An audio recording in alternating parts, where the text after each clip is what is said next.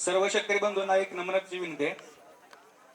जे गेटवरचे शेतकरी आहेत कृपया त्यांनी लवकर बसून घ्यायचंय.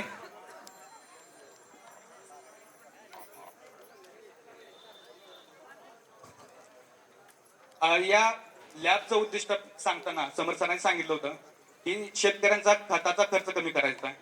त्याच दृष्टीनं मानदेशीने एक पाऊल पुढे टाकून आपल्या शेतकऱ्यांकडे उपलब्ध असलेलं खत कसं वापरू शकतो आणि त्या माध्यमातून आपण खताची गरज कशी पूर्ण करू शकतो आणि दुसरा उद्देश त्यातून आर्थिक नफा कसा मिळवू शकतो किंवा आर्थिक उत्पन्न कसं वाढवू शकतो त्याबद्दल मी माहिती सांगणार आहे. आपल्याकडे श्री करण सर यांच्या माध्यमातून या वर्षी एक उद्दिष्ट ठेवलेलं आहे. मानदेशाला दुष्काळी भाग म्हणून ओळखला जातो आणि हा दुष्काळी भाग हे नाव पुसण्यासाठी एक म्हणून नवीन संकल्पना आम्ही नवीन मांडतोय सर्व शेतकरी बांधवांसमोर. मानदेश शेतकऱ्यांसाठी या वर्षीची थीम आहे फळांचा देश आपला मानदेश. या मानदेशाच्या फळांच्या दृष्टीनं जर बोलायचं गेलं तर सगळ्यात महत्वाचं पीक आहे डाळिंब आणि या डाळिंब पिकासाठीच मी तुम्हाला थोडं काही त्याबद्दल सांगणार आहे. आपण या खताचा वापर डाळिंब पिकामध्ये कसं करू शकतो तर सर्वात महत्वाचं आपल्याकडे खत म्हणलं की आपल्याला 2-3 प्रकारचे खतं आपल्या समोर येतात. पहिलं तर रासायनिक, त्याच्यामध्ये युरिया आला, पोटॅश आलं, फॉस्फरस आलं. ऑर्गॅनिक म्हणलं शेणखत आलं, गांडूळ खत आलं, पोल्ट्री आलं. तिसरं म्हणलं जैविक मध्ये म्हणलं तुमचं ऑर्गॅनिक आपल्या कंपन्यामध्ये आपलं जे खत असतं. पण आपल्या शेतकऱ्यांकडे या 3 खतापैकी सगळ्यात महत्वाचं जे उपलब्ध होणारं खत आहे ते म्हणजे शेणखत, गांडूळ खत, कोंबडी खत आणि शेळीचं लेंडे मेंढी खत. आता ह्याचाच वापर करून आपण शेणखताचा वापर किंवा ह्याच्या खताचा वापर करून डाळिंब पीक कसं चांगल्या प्रकारे आणू शकतो याचा आपण विस्ताराने बघूया. सुरुवात करूया आपण मातीपासून. पण मातीपासून सुरुवात करण्याच्या अगोदर ना मातीच्या आत काय आहे ते बघितलं पाहिजे. तर मातीच्या जमिनीच्या आतमध्ये आहेत जीवाणू, विषाणू, चांगल्या बुरशी, वाईट बुरशी, नॅमॅटोड्स, फुमणी, वाळवी, खोडकीड किंवा तुमचे गांडूळ असतील, मित्र कीड किंवा शत्रू कीड, असं आपण 2 प्रकारे वर्गीकरण करू. ह्या 2 प्रकारे वर्गीकरण करताना आपण चांगल्या प्रकारचा किडींचा त्यामध्ये समावेश करू. त्याच्यामध्ये आहे गांडूळ खत. ह्या गांडुळामध्ये आपण काय करू शकतो, जर गांडूळ खत आपण जमिनीमध्ये वापरलं तर तुमची जमीन भुसभुशीत होणार आहे. जी आपण रासायनिक खतांचा वापर करून करून सारखी जमीन कडक झालेली बघा, टणक झालेली दिसते. माती जर हातात घेतली तर कडक झालेली आहे किंवा टणक झालेली आहे किंवा त्या मातीचा कलर बदलला आहे किंवा माती पाऊस पडल्यानंतर वास येत नाही. आधी जसा वास येत होता पहिल्या पावसाचा तर तसा वास येत नाही. अशा जर दृष्टीने आपल्याला जर काय काम करायचं असेल तर सुरुवातीला आपण गांडूळ खताचा वापर केला आहे, ज्यामुळे तुमचं जमीन भुसभुशीत होणार आहे, जीवाणू वाढणार आहेत आणि त्यामुळे जीवाणू वाढल्यामुळे तुमचा ह्युमस वाढणार आहे. ह्युमस म्हणजे काय, जमिनीचा आपला आतला असणारा जो गर्भ आहे तो वाढणार आहे. हे झालं तुमच्या जमिनीतलं आतलं. आपण येऊया आता जमिनीमधलं, मातीवरलं. मातीसाठी आपण काय करू शकतो, सगळ्यात लवकर उपलब्ध होणारं सगळ्यांसाठी शेणखत हे सगळ्याकडे असते. प्रत्येकाकडे 2, 4, 5 गाई 10 गुरं असतात सगळ्याकडे. ह्या जर शेणखताचा वापर आपण केला तर शेणखतामुळे काय करतो, एक तर पाण्याची आपली पहिली जी आपल्याकडे दुष्काळ म्हणून नावारूपाला आहे त्याची टंचाई जी किंवा आपण काय म्हणू शकतो की कमतरता भरून काढण्यासाठी किंवा पाणी धरून ठेवण्याची क्षमता जी आहे ती सगळ्यात जास्त शेणखतामध्ये आहे. आणि ह्या शेणखतामुळे आपल्याला दुसरं मातीची रचना सुधारण्यासाठी काम करतं. तुमचं पहिलं जीवनवरती काम झाले, तुमची रचना सुधारली. रचना सुधारताना तुमचं ही जी 2 खत आहेत गांडूळ खत आणि शेणखत, ही तुमची 2 प्रामुख्याने जमिनीमध्ये उपयोग केले. तर ज्यांच्याकडे खडकाळ जमीन आहे आणि ज्यांच्या जमिनीमध्ये चुनखडी 3, 4, 5, 7, 8, 10 या प्रमाणात गेले आणि ज्यांचा जमिनीचा पीएच 7.8 यांच्या पुढे गेलेला आहे, अशा जमिनीमध्ये सगळ्या 2 खतं बेस्ट आहेत. त्या खताचा जर विचार केला, आपण सुरुवातीला गांडूळ खत वापरले, दुसऱ्यांदा शेणखत वापरले. आता म्हणू शकतो आपलं जमीन आणि जीवाणू चांगलं झाले, रोपट नवीन लागवड झालेलं आहे, मोठं झालेलं आहे. आता त्याला आपण फळं धरायचे. फळं धरण्याच्या स्टेजला आपण काय टाकू शकतो, तर त्या टाकण्याच्या स्टेजमध्ये आहे शेंडीचं किंवा मेंढीचं खत. त्या मेंढीच्या खतामध्ये सगळ्यात जास्त पोटॅचा सोर्स आहे, पोटॅचं प्रमाण जास्त आहे.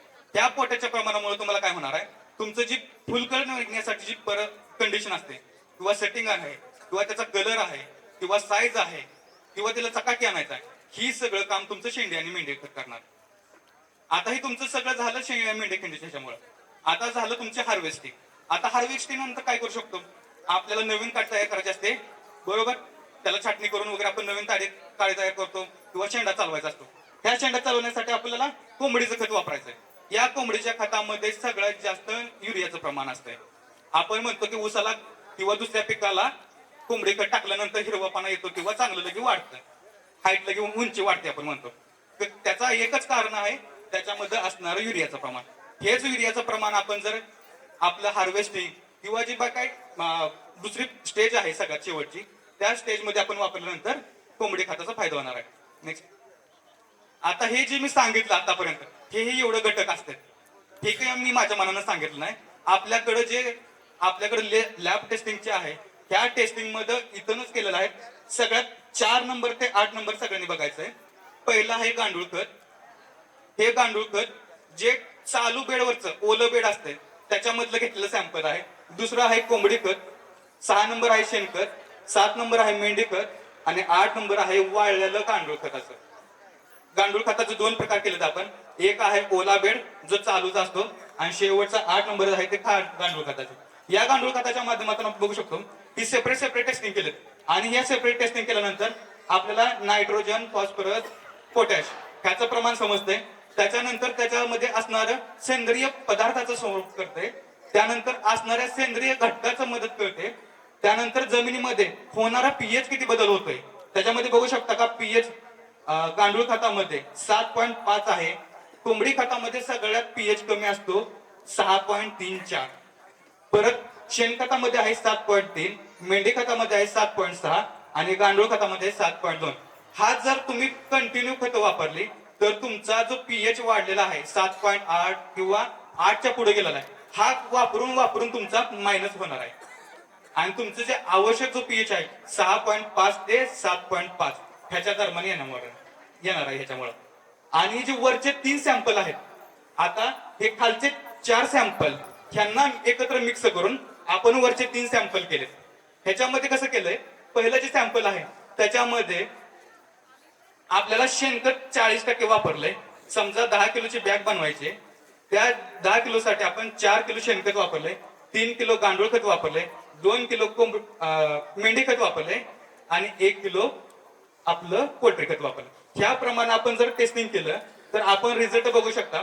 युरियाचं प्रमाण 1.54 आलंय, फॉस्फरसचं 0.64, पोटॅशचं 0.9 आणि तेच जर आपण सगळं समप्रमाणात वाटलं 10 किलो साठी आपण थोड्याच वेळात या ठिकाणी सर्व गेस्ट उपस्थित राहणार आहेत. आपण सगळ्यात 2 नंबरचं सॅम्पल बघितलं. ह्या सॅम्पल घेताना 2.5 किलो शेणखत, 2.5 किलो कोंबडी खत, 2.5 किलो मेंढी खत आणि 2.5 किलो गांडूळ खत ह्या प्रमाण घेतल्यानंतर सगळ्यात जास्त बेस्ट रिझल्ट चांगला आलाय. त्याच्यामध्ये बघू शकता 2.24% नायट्रोजनचं प्रमाण, फॉस्फरसचं 0.68 आणि पोटॅशचं 1%चं प्रमाण हे आपण ह्याच्यामध्ये बघू शकता. Next please.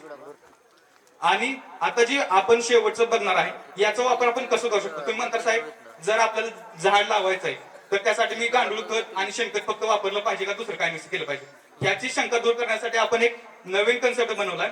हे वापरताना आपण सुरुवातीची स्टेज घेतली आहे, जे आपण रोप लागवडीपासून ते लागवड झाल्यापासून ते आपण जे बाग धरणार आहे तिथवरची परिस्थिती आहे. याच्यामध्ये आपण काय केलंय, शिफारस केलेले सेंद्रिय खताचं प्रमाण पलीकडे दिलंय, ज्याच्यामध्ये आपण 25% गायचं शेण